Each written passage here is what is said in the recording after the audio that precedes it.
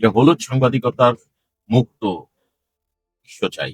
এরকম এইবারের একটা স্লোগান হবে, যেটা হচ্ছে যে আমরা সবাই জানি যে হলুদ সাংবাদিকতা মানে হচ্ছে কোন সংবাদের মধ্যে 10% সত্যতা থাকলে 90% এটা রংচটা ভাবে উপস্থাপন করা হয়।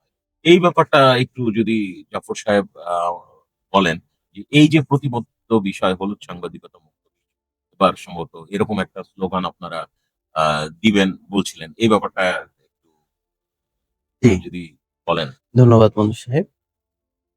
আমরা আসলে যারা আসল সাংবাদিক এবং পেশায় যারা সাংবাদিকতাকে ধারণ করেছি, আমরা কিন্তু শুধু দেশে না, আমরা কিন্তু দেশে বিদেশে সব জায়গায় সাংবাদিকতার কারণে যেতে হয়। গত মাসে নিউ ইয়র্কে জাতিসংঘের একটা বড় কনফারেন্সে আমি গিয়েছি।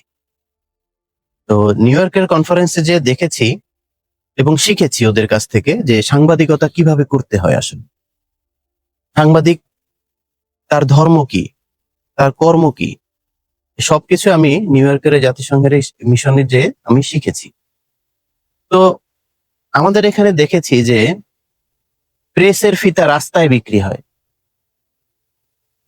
একটা প্রেস, একজন সাংবাদিক, সে কি আপনি একটা ফিতা গলায় ঝুলিয়ে রাস্তায় হাঁটলেই কি আপনি সাংবাদিক হয়ে যাবেন? কখনোই না। তো আমাদের দেশে সাংবাদিকের ফিতা রাস্তায় রাস্তায় বিক্রি হচ্ছে।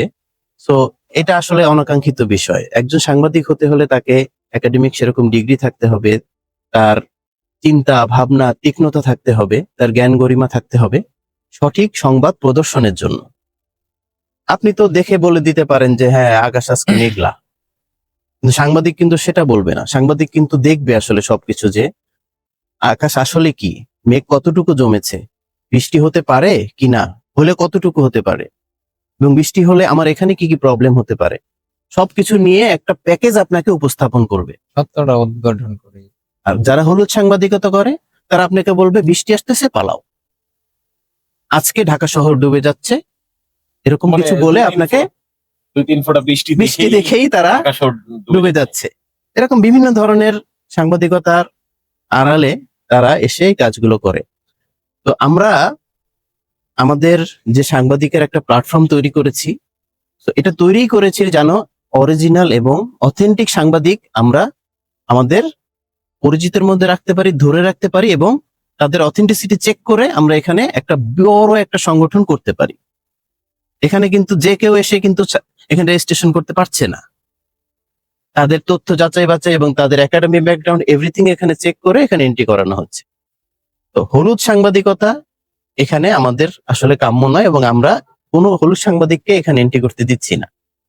তো আমরা যাদের নিয়ে কাজ করব, যাদের নিয়ে সংগঠনকে আমরা অনেক বড় করে তুলবো, তারা আসলে অরিজিনাল সাংবাদিক হতে হবে।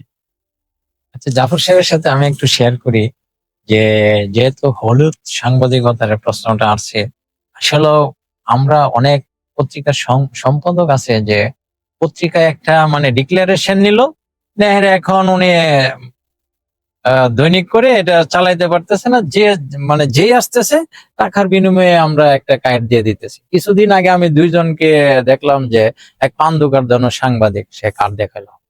তাহলে এইটা কতটুকু মানে একটা সম্পাদক হইয়া, যে একটা সম্পাদক কিন্তু একটা এডিশনাল সেক্রেটারি পদমর্যাদা, এইটা আমরা যারা পত্রিকা চালাই, সম্পাদক পত্রিকার, এটা আমরা যত গুণগত ভাবে একটা সাংবাদিক যখন তাকে আইডি কার্ড দিব, এটা যেন যাচাই বাছাই করে দেওয়া হয়, তাহলে এটা প্রশ্নবিদ্ধটা সমাজে আসে না। একটা রিক্সা চালক যদি সেও পরিচয় দিয়ে সাংবাদিক, তাহলে সাংবাদিকের পরিচয়টা কোথায় থাকে? এটাও মানে দেখার বিষয় যে সম্পাদকরা এটারে নিয়ন্ত্রণ আনতে হবে আগে, তাহলে যে কেউ সাংবাদিকের কার্ডটা মানে ব্যবহার করতে পারবে।